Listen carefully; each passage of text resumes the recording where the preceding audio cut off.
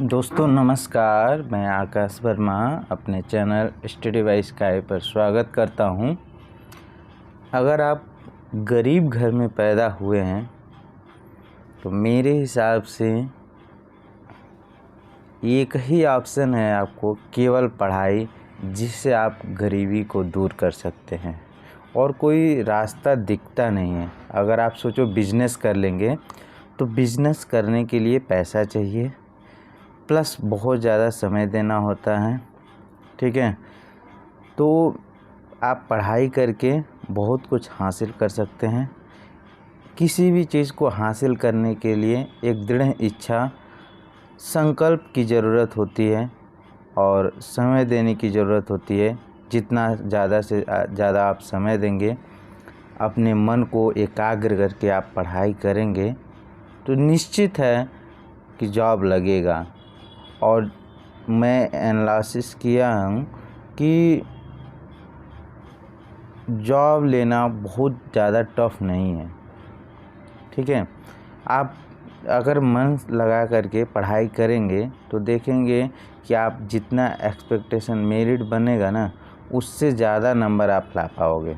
ठीक है, मेरे साथ भी यही हुआ था। जिस पे मेरिट बना था उससे कई जनरल से भी ज़्यादा नंबर था। ठीक है, तो बस एक लगन की ज़रूरत होती है, दृढ़ इच्छा। ठीक है, और कुछ दिनों तक आप अपने जो ऐसे तत्व हैं आपके आसपास जो आपको डिस्टर्ब कर सकते हैं, उनसे आइसोलेट हो जाइए। आइसोलेट वर्ड से तो आप लोगों को पता ही होगा। समझिए कि जो लोग पहले से तैयारी कर रहे थे, जिनका ये विश्वास था कि यूपीपीसीएल में भर्ती आएगी, वो लोग निश्चित रूप से सफल होंगे। और एक चीज़ और बता दूं आपको, जब कोई बुक पढ़ें, किसी भी राइटर का हो, तो आप उसमें देखिएगा इस तरीके से बना होता है, इसमें कलर करके लिखा होता है कुछ, तो वहाँ पे समझ जाइए कि ये चीज़ जो भी लिखा हुआ है वो इम्पॉर्टेंट है। चाहे वो क्लास 2 का बुक हो या क्लास 12 का बुक हो, अगर ऐसे स्क्वायर में लिखा हुआ है या स्टार बना के लिखा हुआ है तो समझ जाइए कि वह इम्पॉर्टेंट है। और आप अक्सर देखे भी होंगे कि वह परीक्षाओं में पूछा भी जाता है। ठीक है, तो आइए देखते हैं कुछ महत्वपूर्ण समरी है। ठीक है, जो इसके पहले मैं वीडियो बना चुका हूँ, उस पर महत्वपूर्ण समरी है ये। तो इसको पढ़ेंगे तो आप खुद ही देखेंगे कि पेपर में इनसे क्वेश्चन पूछा हुआ है। विद्युत धारा के लिए तैयार किया गया बंद या पूर्ण मार्ग क्या कहलाता है? परिपथ कहलाता है, सर्किट कहलाता है। क्या कहलाता है? सर्किट कहलाता है। आगे देखते हैं, श्रेणी परिपथ में धारा समान और समांतर परिपथ में धारा का मान भिन्न भिन्न होता है। ये वाली लाइन आपको याद कर लेनी है। श्रेणी परिपथ में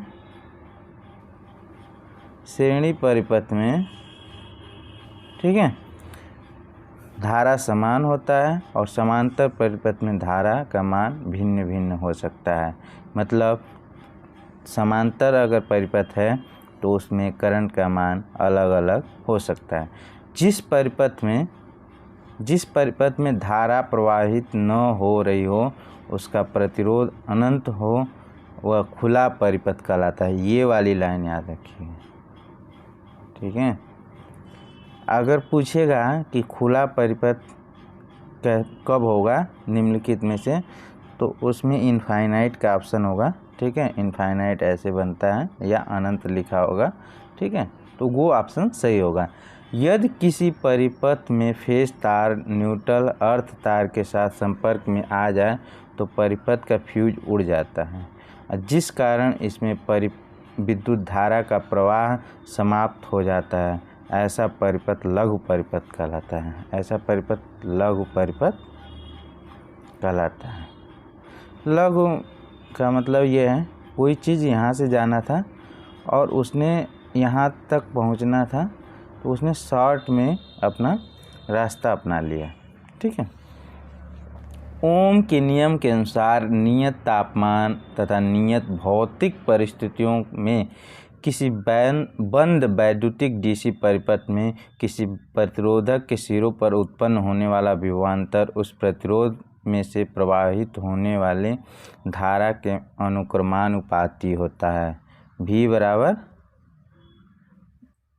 VI, या बंद डीसी परिपथ के चालकों के संगम या नोड पर विद्युत धाराओं का बीजगणितीय योग शून्य होता है। ये किरचॉफ का पहला नियम है, इसको याद कर लीजिएगा। ये ही केवल दे देगा आपको और कहेगा कि यह किरचॉफ का कौन सा नियम है, ठीक है। तो ये याद रखिएगा, फर्स्ट नियम है किरचॉफ के वोल्टेज नियमानुसार। एक धारा का नियम है और एक वोल्टेज का नियम है। किसी बंद डीसी परिपथ के किसी बंद लूप अर्थात मेष से आरोपित विद्युत वाहक बल का बीजगणितीय योग उस लूप या मेष की प्रत्येक शाखा में हुए वोल्टेज ड्रॉप के बीजगणितीय योग के तुल्य होगा, ठीक है। ये सेकंड नियम है। पहला क्या है, करंट का नियम है, दूसरा वोल्टेज का नियम किरचॉफ का, ठीक है। पदार्थों का वह स्वाभाविक गुण जिसके कारण वह स्वयं में से होने वाले विद्युत प्रवाह का विरोध करता है क्या कहलाता है, प्रतिरोध कहलाता है। क्या कहलाता है, प्रतिरोध कहलाता है। प्रतिरोध का मापन ओम मीटर में होता है। प्रतिरोध का मापन ओम मीटर में होता है। किसी चालक का प्रतिरोध उसकी लंबाई के अनुक्रमानुपाती तथा उनके अनुप्रस्थ काट के क्षेत्रफल के व्युत्क्रमानुपाती होता है, ठीक है। किसी चालक की प्रतिरोधकता और विशिष्ट प्रतिरोध निम्न सूत्र द्वारा ज्ञात किया जाता है। याद रखिएगा, ये है रो बराबर, इसको क्या कहते हैं, रो बराबर R × A/L, ये फार्मूला है, ठीक है। इसी को विशिष्ट प्रतिरोध कहते हैं, ठीक।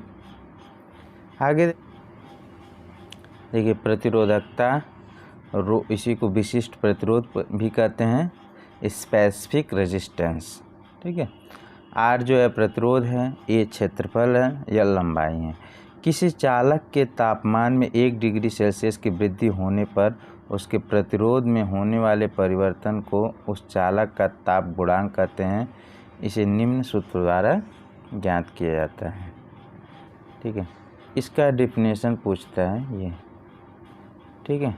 चालक का ताप गुणांक जो है, किसी चालक के ताप में 1 डिग्री सेल्सियस की वृद्धि होने पर उसके प्रतिरोध में होने वाले परिवर्तन को उस चालक का ताप गुणांक कहते हैं, ठीक है। RT - R0, ठीक है, R0 × T। यदि ताप गुणांक का मान धनात्मक है तो तापमान वृद्धि में पदार्थ का प्रतिरोध बढ़ता है। यदि मान ऋणात्मक होने पे तापमान वृद्धि से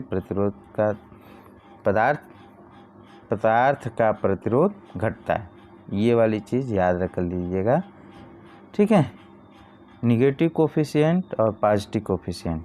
यदि ताप गुणांक का मान धनात्मक है तो तापमान वृद्धि से पदार्थ का प्रतिरोध बढ़ेगा, जबकि मान अगर ऋणात्मक होगा तो तापमान वृद्धि से प्रतिरोध का मान घटेगा।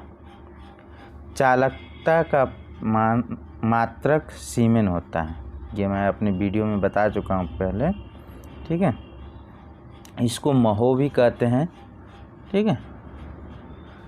और विशिष्ट प्रतिरोध का विपरीत प्रभाव विशिष्ट चालकता कहलाता है। इसका मात्रक सीमेंस प्रति सेमी या महो प्रति सेमी। तो विशिष्ट प्रतिरोध का विपरीत जो है विशिष्ट चालकता कहलाता है, जैसे कंडक्टेंस, ठीक है। उसका यूनिट होता है सीमेन प्रति सेमी या महो प्रति सेमी होता है। कार्बन प्रतिरोधकों का उपयोग नियत और निम्न ताप पर किया जाता है क्योंकि वे अत्यधिक तापमान संवेदी होते हैं। कार्बन प्रतिरोधकों का उपयोग नियत और निम्न ताप पर किया जाता है क्योंकि वह अत्यधिक तापमान संवेदी होते हैं। वायर बाउंड प्रतिरोधक की विद्युत धारा वहन क्षमता कार्बन प्रतिरोधकों की क्षमता क्या होते हैं, अधिक होती है। प्रतिरोधकों का वह संयोजन जिसमें विद्युत धारा का प्रवाह केवल एक ही मार्ग उपलब्ध हो श्रेणी संयोजन कहलाता है, ठीक है। प्रतिरोधकों का वह संयोजन जिसमें सभी प्रतिरोधों का एक ही सप्लाई स्रोत के आर पार संयोजित हो तो वह क्या कहलाता है? समांतर। श्रेणी क्रम में संयोजित प्रतिरोधकों में से एक प्रतिरोध हटाने पर तुल्य प्रतिरोध का मान घट जाता है, जबकि संयोजन में ऐसा करने से तुल्य प्रतिरोध का मान जो है बढ़ जाता है। इसको भी याद कर लीजिएगा। पोस्ट ऑफिस बॉक्स नामक उपकरण से अज्ञात मान वाले प्रतिरोधक का मान ज्ञात करने के लिए व्हीटस्टोन ब्रिज के सिद्धांत का उपयोग किया जाता है। पोस्ट ऑफिस बॉक्स में धारा का विक्षेप ज्ञात करने के लिए गैल्वेनोमीटर का प्रयोग किया जाता है। अब यहाँ पे देखिए, ये जो दोनों चीज़ें हैं, आप अगर इंटर में फिजिक्स पढ़े होंगे तो जानते होंगे।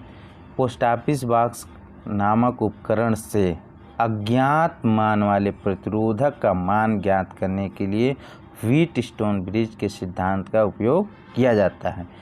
पोस्ट ऑफिस बॉक्स नामक उपकरण से अज्ञात मान प्रतिरोधक का मान ज्ञात करने के लिए व्हीटस्टोन ब्रिज का सिद्धांत का प्रयोग किया जाता है। पोस्ट ऑफिस बॉक्स में धारा का विक्षेप ज्ञात करने के लिए गैल्वेनोमीटर का उपयोग किया जाता है। ठीक है, अगर यहाँ पे धारा विक्षेप की बात कहेगा, ठीक है, तो उसके लिए गैल्वेनोमीटर प्रयोग किया जाता है। अगर प्रतिरोधक का मान ज्ञात करने के लिए पूछेगा तो व्हीटस्टोन ब्रिज सिद्धांत का प्रयोग किया जाता है। ठीक है दोस्तों, कुछ पॉइंट्स आपको याद हो गए होंगे। ठीक है, ये बहुत ही इम्पोर्टेंट पॉइंट है। आप लोग लगातार पढ़ाई को अपनी इम्प्रूव करिए। ठीक है, और ज़्यादा से ज़्यादा टेस्ट देने का प्रयास करिए। ठीक है, धन्यवाद।